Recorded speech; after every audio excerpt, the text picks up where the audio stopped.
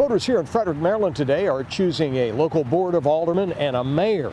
But some of the voters I talked to said this doesn't feel like a local election to them at all. Everybody's fighting against each other instead of helping people. People are fed up, and the country did not used to be this way. There's a Republican candidate for mayor, Stephen L. Hamrick Jr., who was charged this month with felony assault after police said he pointed a gun at neighbors. According to his website, Hamrick for Freedom, he's running on a platform that includes Second Amendment rights and immigration reform. I do feel like a lot of the national narratives and agendas are just trickling down. Michelle Shea is a fellow Republican candidate for alderman running on local issues like reducing taxes and increasing police protection. I am concerned about that because I do think that they're trickling down and they don't necessarily apply, and they're not necessarily the same issues that we're facing here in Frederick. Hamrick did not respond to WUSA 9's request for an interview. Meanwhile, another Republican candidate, Bob Fisher, said he fears the local election here could be rigged because ballots were sent out by mail to all voters. It says there's something smelly about the whole thing. The city's election administrator is Phyllis Haynes. A lot of people have concerns just about the electoral process.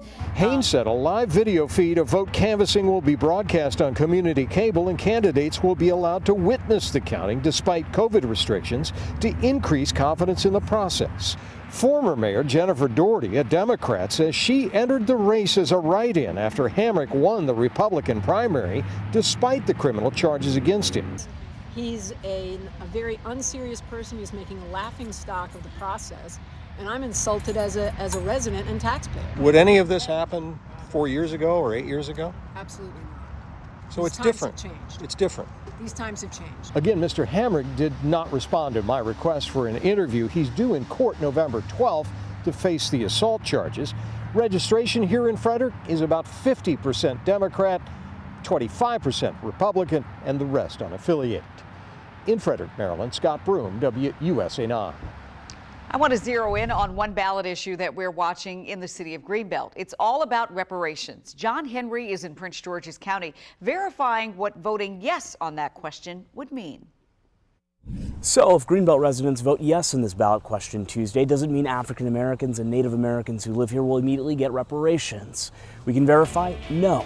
Our source, a Greenbelt City Council resolution, shows voters are deciding on whether to create a commission that could discuss how Greenbelt could one day provide reparations. But at this point, reparations would not be definitively established in the city. Now, cities in Illinois and North Carolina already have reparations programs, but Greenbelt's mayor previously said his town would be the first to ever put the issue to voters. Reparations are not simply a tool to achieve equity. They actively reverse the intentional harm our governments have caused black families. University of Maryland sociology professor Dr. Rayshawn Ray has advocated for reparations on the state level. He says other towns could use Greenbelt as the barometer on whether to vote on reparations themselves. And when we think about the kind of suburban cities, these auxiliary areas to larger cities, they speak to something important, that black people were oftentimes pushed out and pushed down. They oftentimes didn't have access to certain communities. John Henry, WUSA 9. And when you went to the polls, you may have seen poll watchers inside. Our Evan Kosloff is here to verify what these poll watchers can and cannot do. Hey, Ev. Yeah, poll watchers received a lot of attention in the 2020 election, and so we wanted to make sure that we have the accurate information. That's why we turned to our sources. First, there's the Virginia Department of Elections, plus advisory opinions issued last year by Attorney General Mark Herring. So let's break down what they can and cannot do. First, here's what the poll watchers can do. They're allowed to be inside a polling place and observe, and that is pretty much where it ends. The Virginia Department of Elections and the AG say they can't hinder, stop, or delay a qualified voter. They can't campaign inside a polling location. They can't wear political clothing, hats, or buttons. These poll watchers also can't loiter or show campaign materials. And they can't help you cast your ballot.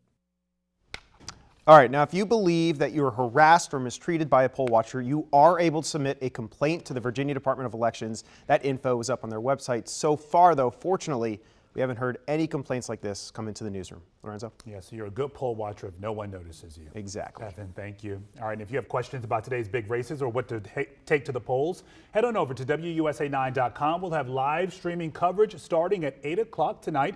Then make plans to be with us at 11 o'clock. Our coverage is about more than results in these numbers. It's about the issues that matter to you and what tonight's wins mean for the future of the Commonwealth.